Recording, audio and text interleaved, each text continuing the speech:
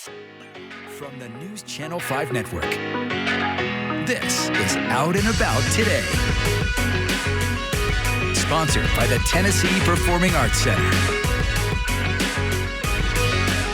Good evening and welcome to a very special edition of Out and About Today. I'm Pam Wheeler.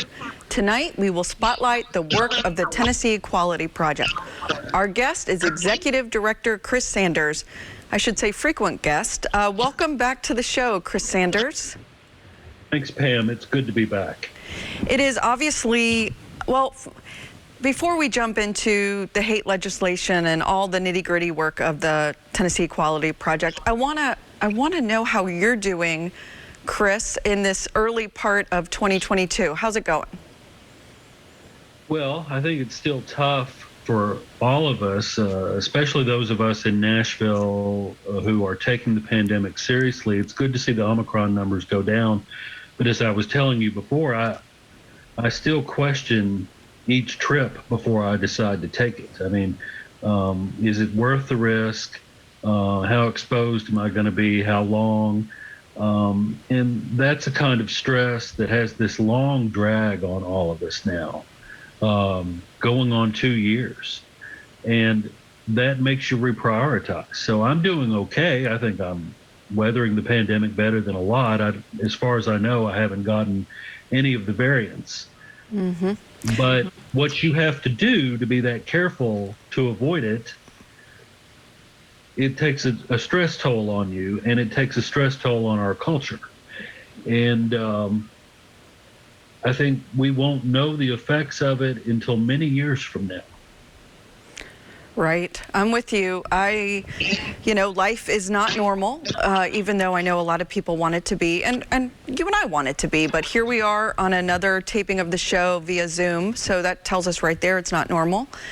Talk about, if you could reflect back the last couple of years and the impact the pandemic had. I mean, you just said you think about trips, you think about meetings, so I can just, conclude that you do a lot of Zoom meetings.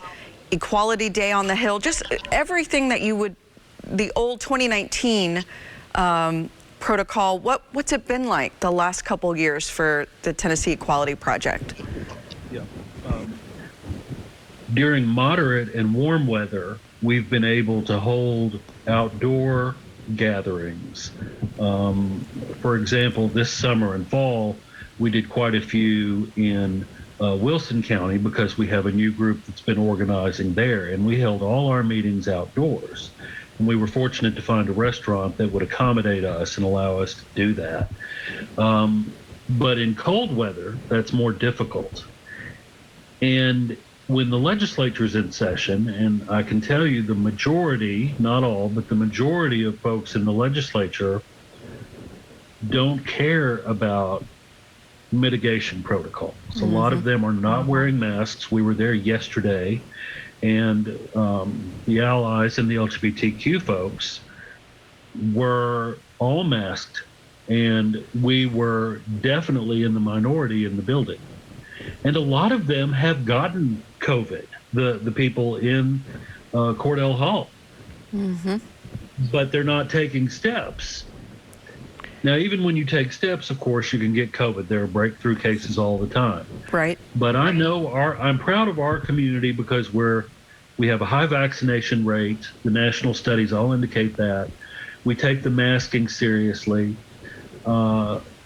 We know how important this is, maybe because we're hyper-represented in the healthcare and service industries, our community is. And that may be just a stereotype, but I think that probably your experience as well. You and I both know so many people who work in both industries. So I think we feel this natural responsibility to take it seriously. But when you extend a feeling of responsibility over a long period of time, we all get weary of that. Right.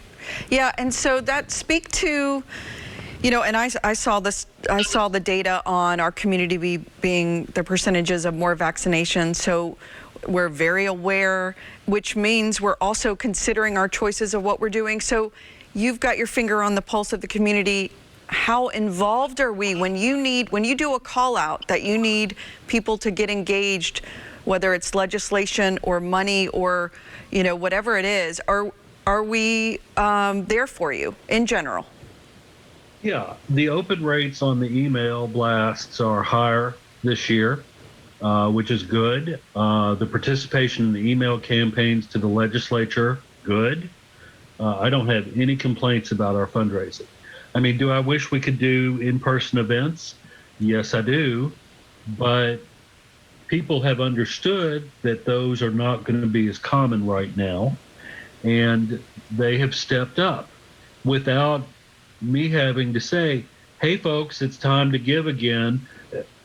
The community has been there for us. I don't have any complaints about the community whatsoever in terms of how the community has adapted despite all the stress that's being thrown at us. COVID, inflation, and discriminatory legislation and everything else that's coming at us right now. The community is doing great, and I'm always proud to be a part of it, but especially at times like this. Well, that is great to hear. Before we go into the legislative session, I just want to ask you about the redistricting. Well, Jim Cooper announces he will not run for re-election based on the redistricting of the 5th district here.